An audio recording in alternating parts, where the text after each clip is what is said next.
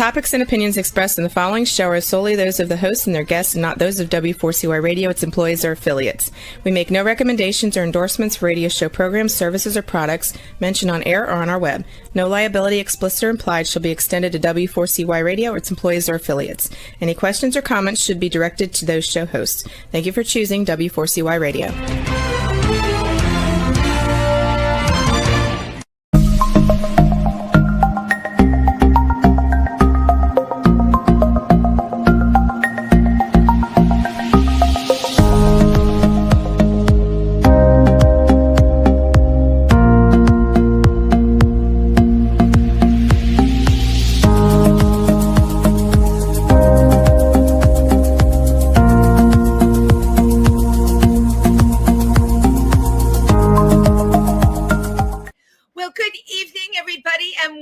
To Triversity Talk. I'm Wendy Stewart, your hostess with the mostest, and happy to be with you on this wet Wednesday night. Listen, but at least we're not sweltering with the temperatures anymore, right? But for those of you who might be in the path of the hurricane, don't go in the water. It's not safe. There's riptides and everything else. But other than that, just sit back, relax, and we got a great show for you tonight. But of course, I have my announcements. This Sunday is Pike County Pride. It's August 24th. It's in Acconack Park, and we will be partnering with Delaware Valley Action. So please come. We have terrific vendors. We will have food. We're going to have a dunking booth. And from what somebody told me, our executive director, Taylor James, is going to be in the dunking booth. Won't that be fun to dunk Taylor? So please come. The hours are from 12 to 4. We're going to have a show. Oh my gosh, a show starring Betty Buttons, who I just love and adore, amazing talent, who's been on Triversity Talk and performed at Stonewall and actually has performed in so many places. Betty will be starring in our show. We've got some kids from our local drama school, which are all incredibly talented. They'll be performing. We have a couple of local performers. Okay, so we are keeping it down home. We're keeping it Pike County. And please, everybody is welcome. Tell your friends to come. We just want to see everybody there. Now, this Friday night from 5 to 7 is a very special evening with Readers and Writers Festival. We are giving a scholarship to an up-and-coming LGBTQ writer, and I do not know who it is yet, but it's going to be presented in the name of Triversity, which is like really exciting to get behind a young writer and be able to promote them with a scholarship.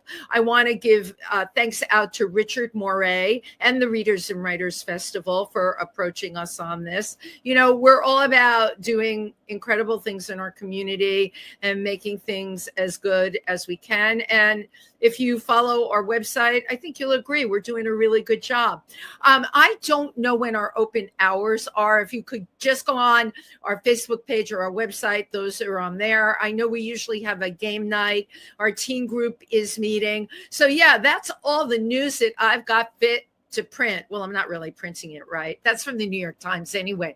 I'm just sharing it with you.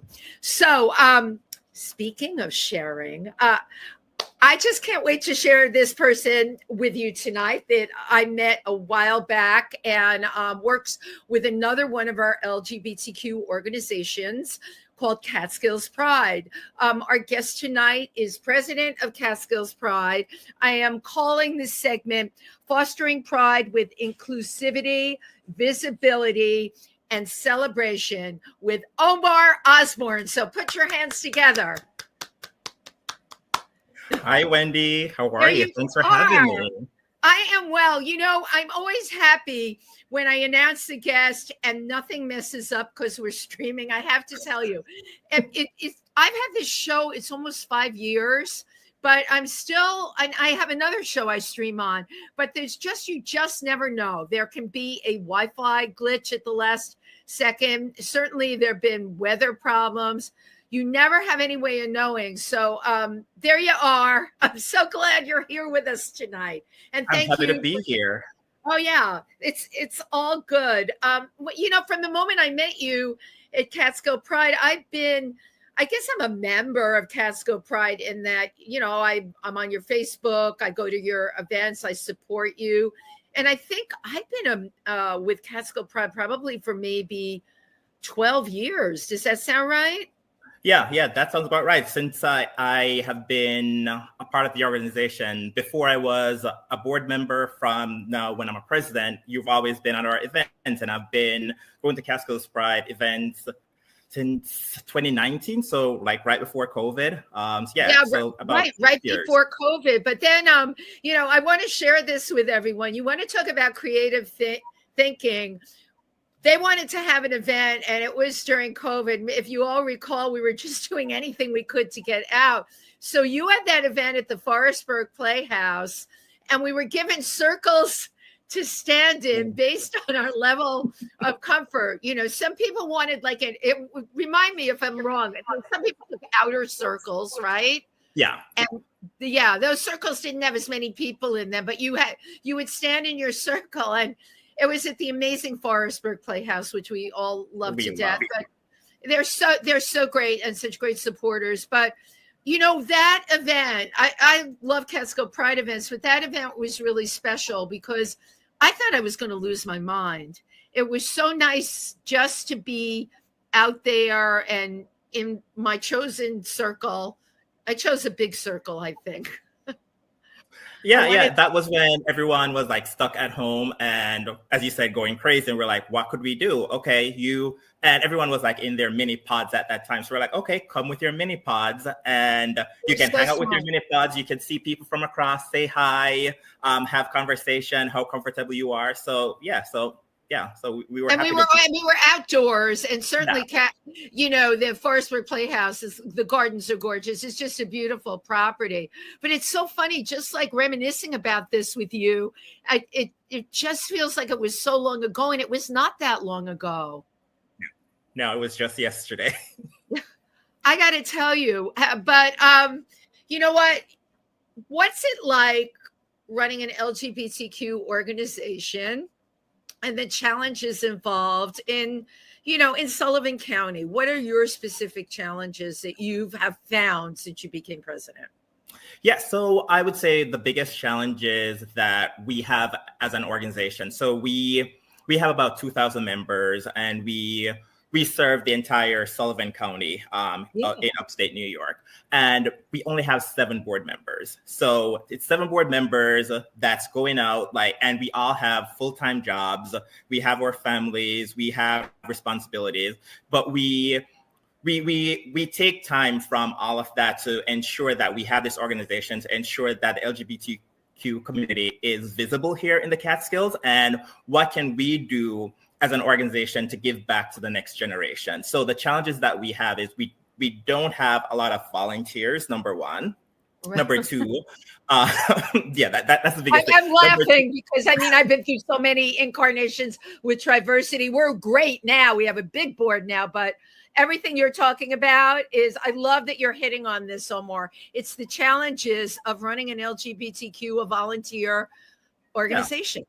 Yeah, and also the budget that we have is so small, but we have to use that budget to give back to the community. And how can we do fundraising and make ourselves be present here, show that we're here, and make it safe for everyone in the community. So I think those are the biggest challenges that we have. And since I became president, we've had a few of my close friends who are in communication and social media and finance. They've actually stepped up, and they're like, how can we help the organization? So so I have someone who's like, I can help out with your social media. So we have someone now who's taking care of our social media. If you look at our social media from last year to this year, you can see there's a vast difference there.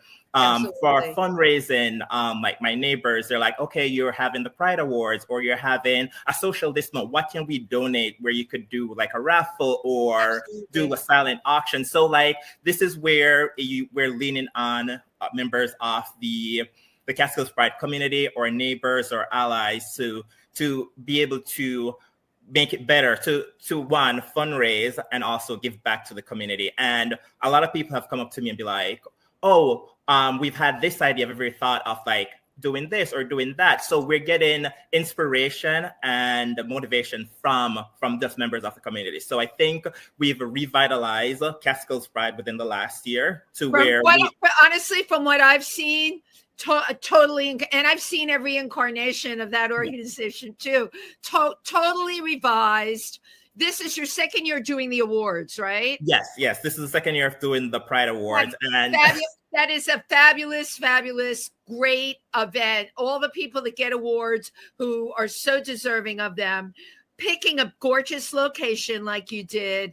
Everything about it was really perfect. And everybody was really happy to be there. Yeah, and that just came from, and I took this from like GLAAD. They have their GLAAD awards, and that's basically in like larger communities. But we have so many allies, so many people that's doing such good work here, and they don't get a thank you. So this is just like my love letter back to the community because we can't do it all by ourselves.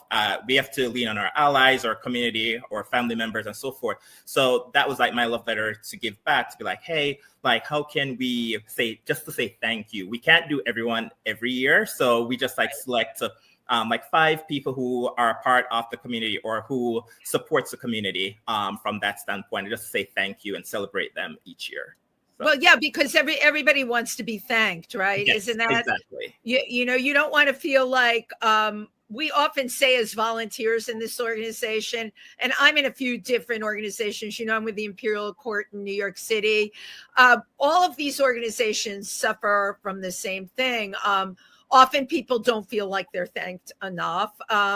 There's a lot of sometimes people getting along with each other. Sometimes it feels like kindergarten to me, where trying to get people to get along with each other. And I'm a big mediator. I'm not a side chooser when it comes to this kind of stuff, because look at what we're doing, right? And look at the time we're doing it in. I mean, this is not an LGBTQ friendly time in terms of what's going on in the rest of our country. And yet, this is what I was trying to explain to someone. The more of these events that you can go to, the more of these events that you can volunteer for, even if it's making a gift basket, okay, you at least feel like you're doing something, and you're doing something good, and you're around like-minded people that are all on the same page as you. Oh yeah, 100%. We've had so many people just come out of the woodwork just within the last year to be like, what can we do? How can we help? I love that. Yeah, and so that's what we're doing. We're trying to like get as much people as we can involved with Catskills Pride and LGBTQ community here in Sullivan County. Yeah, well, it's very obvious that you are. The organization, I remember with my very first Catskill Pride, which was a very long time ago. We went to, it was at the person, her name's Stacy, and what is that? The vodka place. Catskills Provision. It's in Monticello almost. It's in Bethel. And not coming to mind right now. Catskill Distillery. It's a distillery place, and Stacy runs it. Everyone in the community knows her. But I remember going to my very first Catskill Pride there, and everywhere I go, people talk to me. Nobody was talking to me. I was glad I had brought someone with me. And for me, what's changed, what I love what you're doing, and I have to tell you, so many friendly people. Your last event, Divas on the Delaware. You know, I wasn't one of the divas on the Delaware, but I was an after diva for the barbecue and the drag performer. Yeah. And everyone, there were a lot of new faces, Omar. I would say probably 75% of who were there were new faces, even for me. Wow.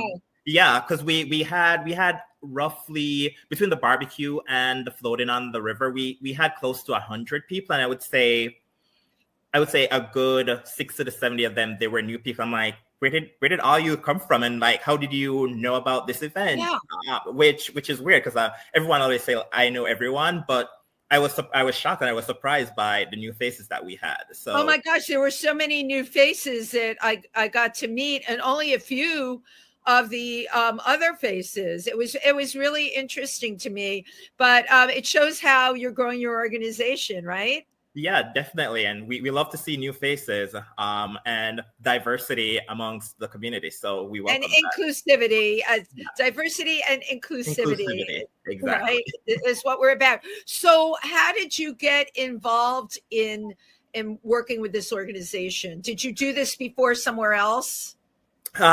Not really. Like growing up, like in high school, because I grew up in Jamaica. In high school, like I was always part of like a volunteer organization. But then when I moved up here in the Catskills, right before COVID, I think it was Jeff Spitz, former president, he saw me and he's like, oh, we're having like a Pride social this month. You should come, you should join. And I went to the first one. And then after that, I got to meet members of the community and I keep going to the monthly socials. And then when Jeff stepped down and Dwayne Brown, another president, took over. I remember Dwayne. Yeah, of course. Yeah, Dwayne was on the show also. Oh, yeah. Yeah, we love Dwayne. Yeah, Dwayne was like, he's like, I like your vibe. I like your energy. There's not much diversity here. How would you feel to be a part of the board to interview to be a board member? Because we have open spots. At that time, it wasn't a full board member position. It was a committee because we had subcommittee at that point. So it was a part of the events committee. Yeah. And then after that, I made myself to a full board member. And then I've been on the board for a couple of years. I would say about 3 years or so. And then last year, I took over as a president. So, yeah. So basically, Catskill Pride is your first shot out of the bag of doing this kind of work. What I call LGBTQ advocacy. Work. Yeah, exactly. Yeah, interesting. It's very interesting to me that you're from Jamaica. I love Jamaica, have been to all parts of the country. My late husband was a photographer. That was his favorite place to shoot. And he would go into the village of Port Antonio, which I'm sure you know, and hire all the local people and make them models for Captain Morgan rum. They all got to be in the ad. They all got paid. So we would go down there and we were, of course, very welcome. Absolutely, extremely welcome. But I guess my question is, what is it like for LGBTQ people in a place like Jamaica? I think the tolerance has, because I left Jamaica in 2009. That's when I migrated to the US. And I could say the tolerance has shifted, I want to say like 1,000% from what it was back then. Great. But even back then, there was tolerance and acceptance. Where there was, okay. Yeah, there was.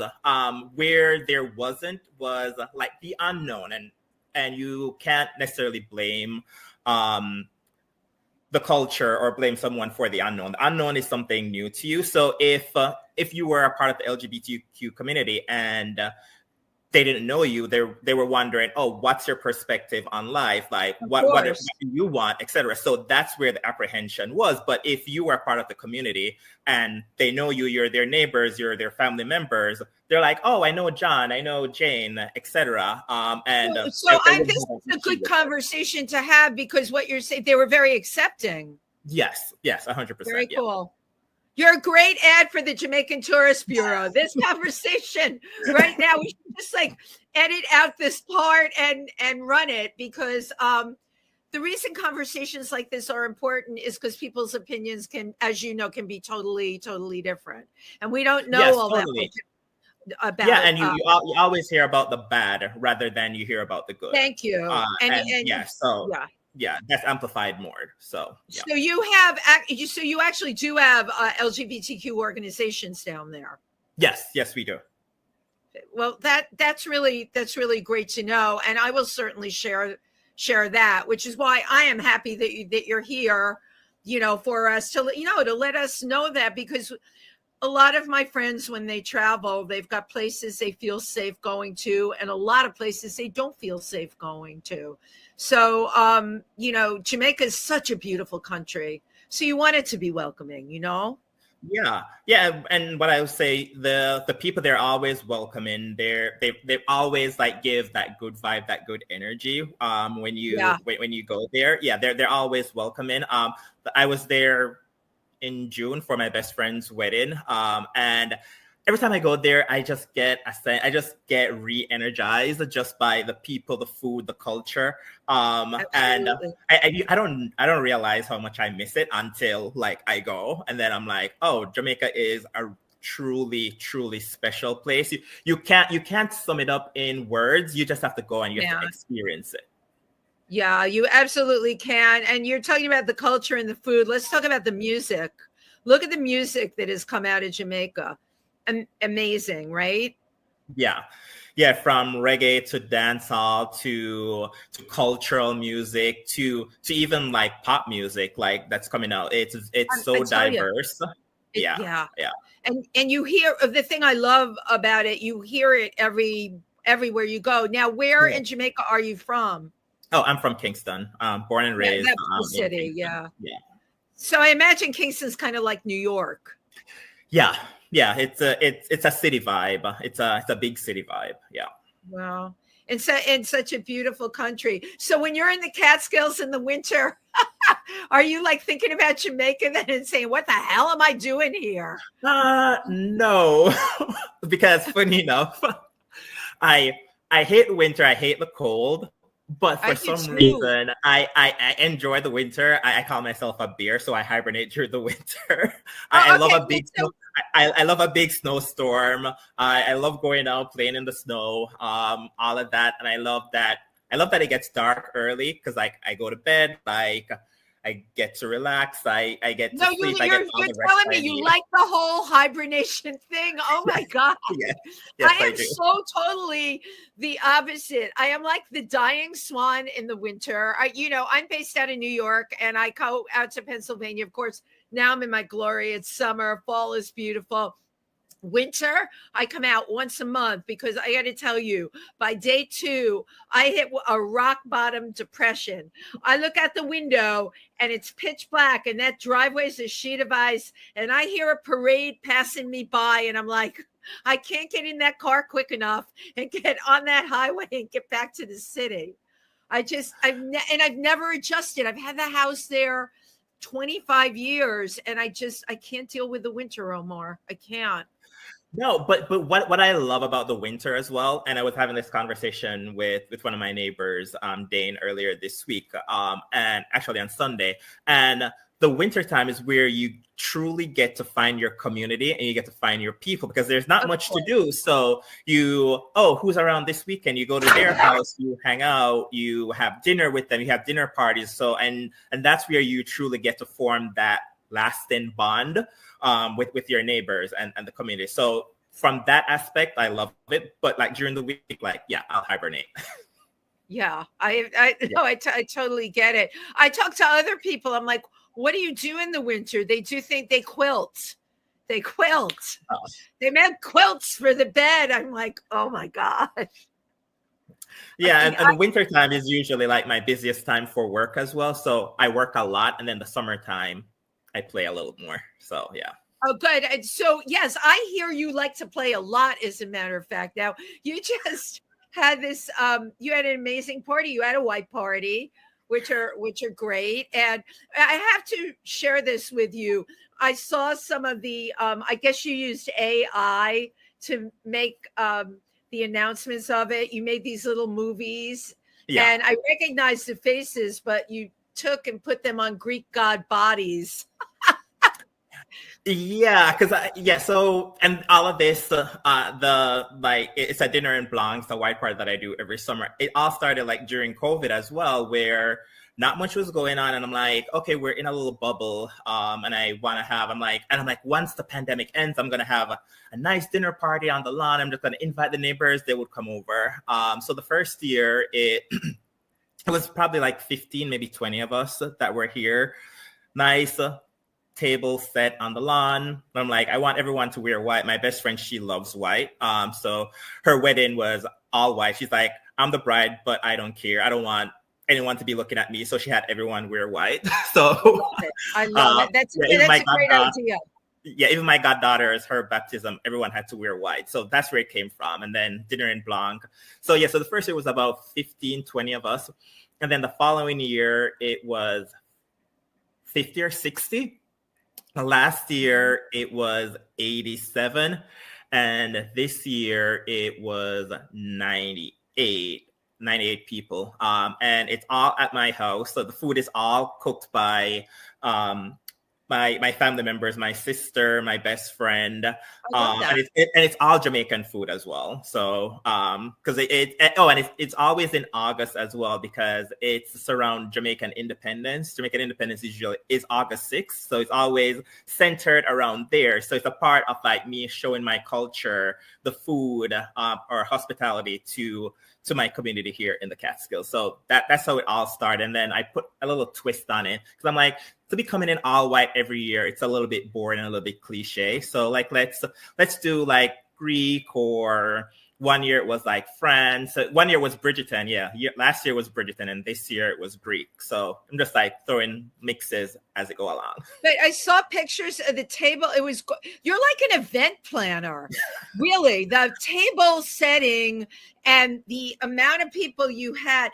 I had a party for 100 people this year too, and it didn't look anything like yours. It was fun, but it was like whatever chair you could get on my deck, and most of them didn't match.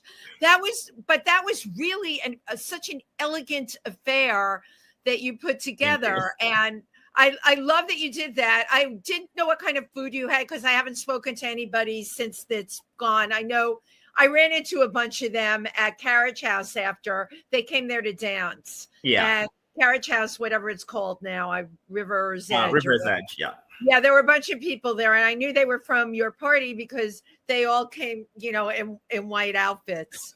But I didn't know you had served all Jamaican food. Wow, huh?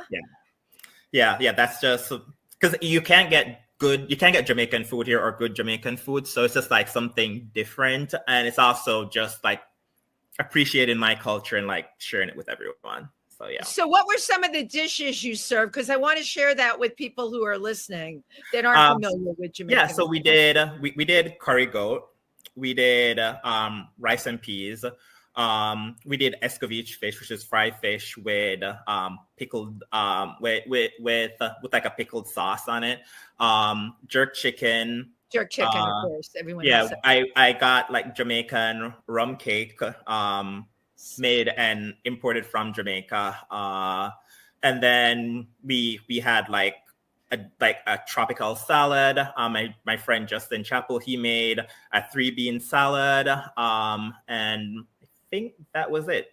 Yeah. Wow, that's gorgeous. Did you serve Captain Morgan rum? No, we didn't go with the Captain Morgan rum. We just did, it's just easier to do like wine, just wine, like white wine. And then we did like Cosmos as well. We just made batches of Cosmos. Make it easy. I'm sure people just loved you sharing. It's beautiful to share your culture, especially in places like upstate New York, or even in Pennsylvania. There needs to be more of that. Like, I'm talking to you and I'm thinking, don't kill me on this. I have a great idea for a business for you, because I know you have a finance background. Just ride with me on this one, Omar. What about opening a Jamaican restaurant? So we've actually talked about that with like a few of my friends. It's one of my friends, Tamara. She used to have like a Jamaican restaurant in the city, and she's now here in Narrowsburg. She's right by the Roebling Bridge. And she wanted to do that here, but it's just hard to find like a location per se around. So yeah, so she's still with that, but she has like her other business venture that she's doing. But yeah. What about like taking it to, I'm not letting you off the hook on this one. Because you know what? I think you would do an incredible business. Like, what about taking it into Port Jervis? Not far. It's not that far away. And there's they're doing such development, or trying to do development in Port Jervis. You know that. I think a Jamaican restaurant would do so well there. Yeah, no, I think so. And I'll take that under advisement. I'll see. You never know where the breeze will blow us. You never know where the breeze will blow. And if you do decide to go through with it, I would like either a cocktail or a dish named after me on that. Done. Yeah, done, easy. Right? Absolutely done. So you went to university in the West Indies, and then came here. Yeah. So growing up, like my mom, she wanted me to like finish my school in Jamaica. So like I did high school, and then after that, I did my bachelor's in Jamaica in banking and finance. And then after that, she's like, "Okay, you're an adult now. I gave you all the necessary tools you need. You can leave the nest." So that's when I migrated to New York. And then from there, like I worked at like Bank of America, like in like a finance capacity. And then somehow, I don't know how that happened, but I switched over into HR, and in payroll. And while I was doing that, like I did my master's at Brooklyn College. So I went on to do my master's in economics, global business and economics. And then still stayed in the HR realm. So I oversee payroll for a few companies. I was at Spotify, I was at Tory Burch, I was at Optimum, which is Cablevision, and now I'm with a Canadian company. So I go to Canada a lot. So I oversee our global HR operations and payroll function. So for the US and Canada right now. And you can work remote on all of this. Yeah. So I am completely remote. If I go to an office, I go to Canada. I go to Toronto. Oh, I really hate you. Between these trips to Jamaica, and you get to go to Canada a lot, which we love. You really have talk about carving out a niche for yourself, really, when you think about it. Yeah, and I've just been lucky. The wind I've just always been in the right place at the right time with all that. Like I don't know how, I don't know how it happens, but everything has just been, knock on wood, just been putting me in the right place at the right time. So, no, and I think that's really important, and you seem to be very aware of that, and I know you're grateful for it too. Oh, totally. Yeah. It really can affect a person's life. I think to be able to work remote, and then, when you do travel, you go to Canada. I mean, that is absolutely the best, absolute best, right? So you did do a stint though in New York. How long were you in New York for? So I was in the Hamptons. I lived in the Hamptons for about 6 years, and then we got to stop there. Of course, your stint in the New York area, it's not in a borough. No, you casually throw out. Of course, you were living in the Hamptons for 6 years. Yeah. I lived in East Hamptons for about 6 years. East Hampton. Yeah. Not Sagaponic, not Sag Harbor, but East Hampton. Good for you. I love this.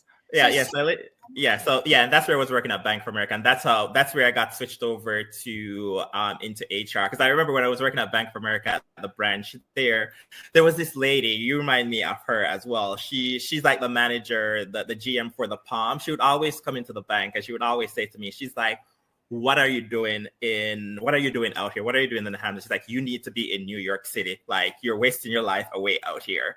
And her name is Sheila. Like, we're Facebook friends. Every time I go out there, like, I go and I see her. I love her. So she was the one who motivated me to like move from the Hamptons to the city. So then I moved to Queens, and I was in Queens for about 5-6 years before I bought my place. Before I bought my place up here, and then the world shut down, and I've been remote since. So yeah. That's interesting. So do you think if it weren't for COVID, because you got your space during COVID? No, I got it right before COVID. I got it in October 2019. So I had the crystal ball. What? That's really interesting. What incredible timing. Because I wonder, right? There's a lot of people that just ended up remote and have stayed remote evermore because of that. And you were just right in the beginning of that wave of people. How cool is that?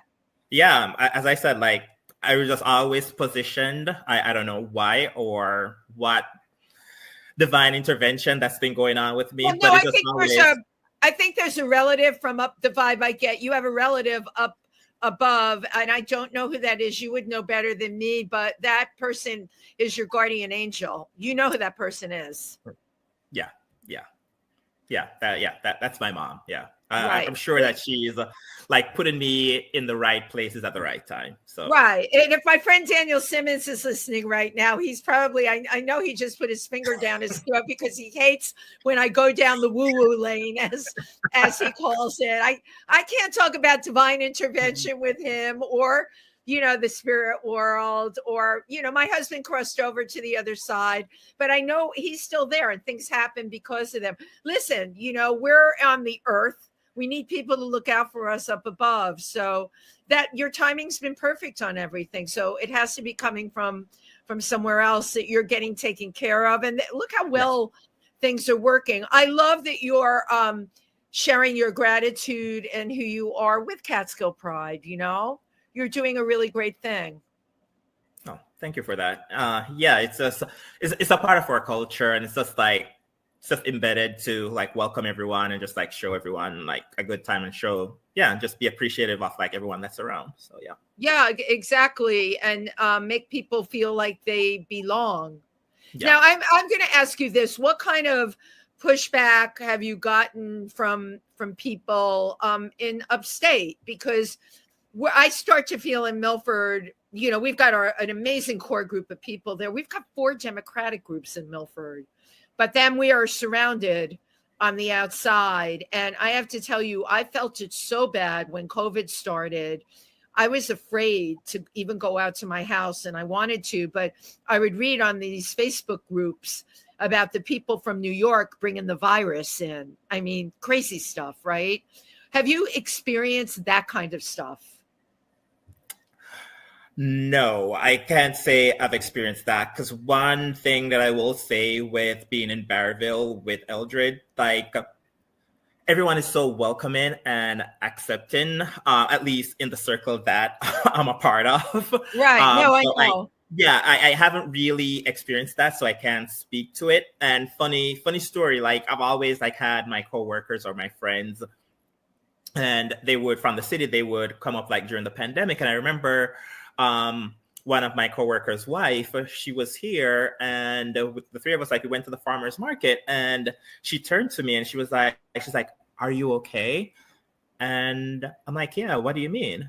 And she's like, "Are you okay?" She's Asian and her husband is white. She's like, "I just want to make sure you're okay." And I'm like, "Yeah, I'm fine." I'm like, "What do you mean?" I was like, "Is something wrong?" Like, she's like, right. "No, but do you realize that we're the only person of color here?" And it took her to like point that out to me. And I'm like, I stopped. I paused and I looked around and I'm like, I'm like, I never really thought of that, because no one has ever like come at me for being like a Black person, a person of color, or part of the LGBTQ community or anything like that here in Barryville. So I can say that I've been lucky, and I've been lucky in that respect. So yeah, it took her to like point that out to me here. Right. So. That is interesting. That is very interesting that she would point that out to you. And until then, but I think it's great that you didn't realize it, because there was no reason to realize that. You understand what I'm saying? Yeah. You were just there. You have your friends, and people are whatever skin color they are. I grew up in the Bronx. I've tried to explain this to people. I don't notice this stuff about people unless they bring it up. I have a friend here. Actually, he's from the islands originally, and he's brought up like he's gone into H&M and been followed. And that was like, so he's beautiful. He's a performer and gorgeous. He speaks the King's English. He actually, and you know what I mean? You have that too from being in Jamaica. He actually teaches speech. I mean, he's amazing. So for me to wrap my head around him being followed in H&M, my question was, why are you in H&M? You're so much better than that. No, listen, I'm an H&M shopper. But the fact that I never thought about that, he made me think about that. He said, yeah, Wendy, because of how I look, I get followed. And honestly, Omar, I never thought about that till then. Yeah, I've never experienced it here, but I have experienced it in the city, and I've experienced it in the Hamptons. Like when I lived in the here. Hamptons. Yeah, wow. not since I've been up here. Knock on wood. it's been you know what? Knock on wood, and you're doing really great work, which is important. Like, what's your game plan going forward in terms of how you're going to impact the LGBTQ community with Catskill Pride or without? Like, what are you thinking? Yeah, so what we're looking at, finally, like we started with all the events that we've been having this year. We've been doing a lot of fundraising. So, and what we've always partnered with the Boys and Girls Club of Walk Hill. Like during the Christmas season, we would go and shop for the kids, give back to ensure that the kids they have gifts open for Christmas. Something I love that. Like. Yeah, and that stemmed from, like, I used to do that just by myself. I went to the Heron, and they had the Christmas tree with ornaments that you could go and you could shop for kids. And I would always like take a few. And then during COVID, like I called them and I'm like, can I just get all the ornaments? And I would just like walk around and I would give them to my neighbors. And I'm like, okay, this is what we're doing. We're giving back. It's a pandemic, etc. People lost their job. And I would just like give them ornaments and everyone would go and shop. So from there, with Catskills Pride, we've been partnering with the Boys and Girls Club to shop for kids. And what we've decided as well is to take the teens, the older kids, that's between like 13 to 18, and shop for them, because what we've learned from the Boys and Girls Club is that it's harder for people to shop for them because it doesn't give them the warm and fuzzy feeling to go out and buy a toy. So we take those kids under our umbrella and we shop for them. And so Catskill Pride has been doing this. Yeah. This is like, I think, our third year of doing it. So this is all, I have a reason for asking this. This is all since you came on board. Yeah. I'm big on spreading the word. I will be spreading the word. I think it's really, really fantastic. I'm sure a lot of people don't know this. Yeah. I love that you're doing that. Triversity, I shouldn't say we. I'm based out of New York. I do what I can when I'm out there on the weekend. I try and bring money in and I'm a face, right? But we have an incredible board, and we put together gifts for the warming station. Those people need it. And that kind of philanthropy is really needed. I remember, like, before you came there, people said, well, what's Catskill Pride like? And I'd always say, well, it's more of a social club, but it's not now. Yeah, and we're transitioning. I love that you're transitioning. I'm going to put this out to you. If we can be of help in any way in terms of, helping you frame things or, answering questions or whatever, listen, we are all in this together. And definitely. We'd love to partner with you. Yeah. Right. And in addition to that, what we've also done this year, because we have a little more money now with all the fundraising, we give back. We gave 2 scholarships to the Forestburg Playhouse to 2 kids. So they could go to summer camp. I think we did a teen, and we did between 5 to 8 as well. So we did someone younger and someone older. And they go through a whole week of like workshop with the Playhouse, and then they have like a performance at the end. So that's another thing. So we want to continue to build on those. And we want to like see if we can give scholarship to high school kids as well. That's something that we're looking to do. It hasn't been done yet. We did that for the first time this year. Oh, you would have loved the girl that got the scholarship. She was amazing. And she was of color in a very white school, and seeing her up there, and she was the whole package: smart, articulate, just a shining star. It was such an up for the community. I love that you're going down this path. This is so great. Yeah, we also have the Life Savers program as well, which is anyone that's a part of the community that's going through a hard time, or even kids who needs book to go back to school or would like to go and do like a class. So you're on hard times, you can't pay your bills, you need money for grocery, you can apply for a grant through Catskills Pride. You have to submit an application form, which is on our website as well. And then we will review those, and then we will approve a grant. So those are the programs that we have, and we're looking forward to doing even more, where we want to partner with local businesses, where we can have programs for the LGBTQ youth to come out. Absolutely. And that's also giving back to the business, amplifying the local businesses, but also showing a safe space for members of the community. So Yeah, I mean, you really got it all going on, and I'm so happy I had you come on the show tonight so you can spread the word with this. And you know, I'm a big mouthpiece. I'm everywhere. People always say to me, I do know everything. I'm in New York. I know everything going on here. I know everything going on out in Pennsylvania, whether I'm there or that, because you know what? I have this device. I have this phone. And when I'm riding that godforsaken subway, I want nothing more than Get to a be able lot to done. text people, yeah, and hear what's going on. I won't put earbuds in because to me that's just like la la la la la. Let me shut out the world, you know. I love the involvement you have in Catskill Pride. I love the leadership role that you've taken. What do you think has made you such a leader? That's a hard one. I think it's just and maybe I take it for granted, but for some reason, I it's just a passion for excellence and a passion for doing things. It's the creative side of my mind, I would say, Ah, because I would see things and I'm like, that could be done better. Have you ever thought of doing it this way? Or so it's just like puzzle solving and just trying to make things better. And because of that, I've always like risen, even when I don't want it. I've always like risen to the forefront. With just being a leader in that way. a puzzle solver, or what I call a critical thinker, or my more basic term from working in Africa, I learned this term, a fixer. I'm like, yes, what's a fixer? They're like, you just need a fixer. And then I started working with fixers that could make things happen for me. yeah. And then I realized I'm a fixer.